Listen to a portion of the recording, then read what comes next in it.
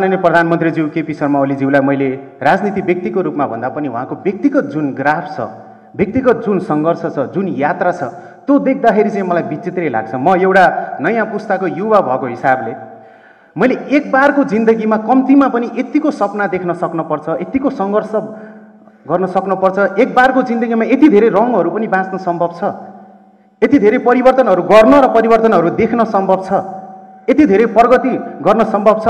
तेह्रथुमको कुनै गाउँबाट आएर सर्वोच्च निकायको नेपालको कार्यकारी प्रधानमन्त्री हुन सम्भव छ भन्ने एउटा अरू कुराहरू छोडौँ, अरू राजनीतिक यात्राहरूको कुराहरू, विचारको कुराहरू, उहाँहरूको कम्युनिस्ट आन्दोलनको कुराहरू, अहिले कार्यकारी भएर देश चलाउने कुराहरू छोडेर एउटा व्यक्तिगत रूपमा केपी शर्मा ओलीलाई हेर्ने हो भने पनि हामीले, हाम्रो समयका युवाहरूले र अलिकति निराश बाआमालाई गरिब देखाएर गाउँको भेगमा जन्मिए भनेर अथवा विभिन्न बहानामा सपना देख्न पछि हट्ने, प्रगति गर्न पछि हट्ने, सङ्घर्ष गर्न पछि हट्नेहरूका लागि चाहिँ केपी शर्मा ओलीज्यूको जीवन चाहिँ साँच्चीकै प्रेरणादायक छ।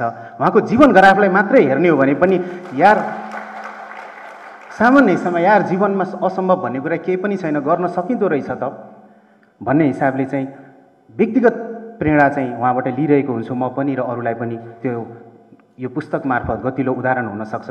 मेरो बाआमा अहिले 58-60 वर्षको हुनुभयो अनि उहाँहरूले कहिलेकाहीँ ब्ल्याकमेल गर्नुहुन्छ, यत्रो बुढी हुन लागिसक्यो, अब बिरामी भइन्छ, यो भइन्छ, त्यो भइन्छ भनेर। अनि मैले उहाँहरूलाई उहाँको स्वास्थ्य अवस्थाको बारेमा र अहिले प्रधानमन्त्रीज्यूको सक्रियताको बारेमा उहाँलाई भनेर मनाउने गरेको छु। सो उहाँको आत्मविश्वास, उहाँको जुन किसिमको ऊर्जा छ, जुन किसिमको यो उमेरमा पनि जुन किसिमको उहाँको उमेरभन्दा बढी युवा सोच छ, त्यसपछि म ती कुराहरूलाई चाहिँ सापट्टि माग्न चाहन्छु। उहाँको स्मरण शक्ति छ। मैले 3 चोटि भेटेँ र 3 चोटि भेट्दाखेरि मैले 3वटा गीत निकालेको थिएँ उहाँसँग। बालुवाटारमा निक्लिँदाखेरि उहाँलाई 3वटै गीत याद रहेछ। कानमा झुम्का कसले किनिदियो पनि याद रहेछ, पीर पनि याद रहेछ। अनि म एउटा सामान्य कलाकारका लागि त्यो एउटा ठुलो प्रेरणा भयो। यसका लागि म धन्यवाद दिन चाहन्छु, आभार व्यक्त गर्न चाहन्छु। एकपटक गणेश पाण्डे दाईसँग लमजुङमा भेट भएको थियो मेरो। तपाईँ जानुहोस् भन्न आउनुभएको त होइन?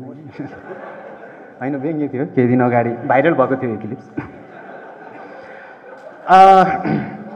एकपटक गणेश पाण्डे दाईसँग लमजुङमा भेट भएको थियो अनि म त्यतिखेर भर्खर आफ्नो कलाकारिता सुरुवात गरेको थिएँ। अनि स्टेजबाट भर्खर गीत गाएर मलाई कसैले पनि चिन्दैन थियो। म एकजना कलाकारको पछि लागेर स्टेजमा गाउन पाइन्छ भनेर गएको थिएँ। अनि स्टेजबाट झर्ने बेलामा चाहिँ गणेश दाईले तिमी राम्रो गाउने रहेछौ, तिमी लामो रेसको घोडा हुन्छौ है प्रकाश भाइ भनेर मलाई धाप मार्नु भएको थियो। गणेश दाई मलाई, म जुन समाजमा हुर्केँ, जुन समयमा हुर्केँ, मलाई घोडाहरूभन्दा खच्चडहरू मन पर्थ्यो। म जन्मिँदै गर्दाखेरि मलाई घोडा र घोडा चढ्ने मान्छेहरू खराब लाग्थ्यो, शासकहरू लाग्थ्यो। तर खच्चड खेद्नेहरू र खच्चड खेद्नेहरूले बोकेर आउने रातो पर्चाहरू, सूर्य अङ्कित, तारा अङ्कित, कलम अङ्कित, हँसिया हथौडा अङ्कित पर्चाहरू प्रिय लाग्थ्यो। र मैले धेरै पछि थाहा पाएँ ती पर्चाहरू, ती विचारहरू कुनै जेलमा बसेर, कुनै कुनामा बसेर, जेलनेल सहेर, कुनै भूमिगत बसेर केपी शर्मा ओलीज्यूहरूले बनाउनु भएको रहेछ र यो परिवर्तनको लागि यो भूमिका उहाँको रहेछ भन्ने कुरा चाहिँ मैले धेरै पछि थाहा पाएँ।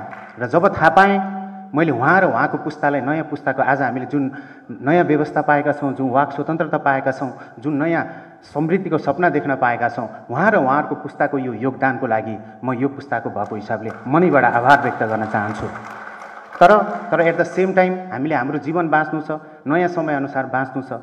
तपाईँहरूले अब गर्ने कार्यशैलीहरू म उहाँ मार्फत सबै त्यो समयमा परिवर्तनमा योगदान गरेका नेताहरूलाई भन्न चाहन्छु कि तपाईँहरूले जुन यो व्यवस्था परिवर्तनका लागि योगदान पुर्याउनु भएको छ, तपाईँहरूको अबको कार्यशैलीले चाहिँ म जस्ता युवाहरूमा जुन किसिमको छाप छ तपाईँहरूलाई लिएर, उहाँहरूले गर्दा नै हामी यहाँ छौँ, यो देश यहाँ अवस्थामा छ, यो देशको परिवर्तन उहाँले गर्दा सम्भव भएको हो भन्ने जुन किसिमको केपी शर्मा ओलीज्यूहरूको इमेज मेरो दिमागमा छ, त्यो कहिले पनि परिवर्तन नहोस्, झन् बढ्दै बढ्दै जाओस् र तपाईँहरूको योगदान, तपाईँहरूको आगामी कार्यशैलीले फितलो नहोस्, यही शुभकामना दिन चाहन्छु। मञ्चको लागि धन्यवाद।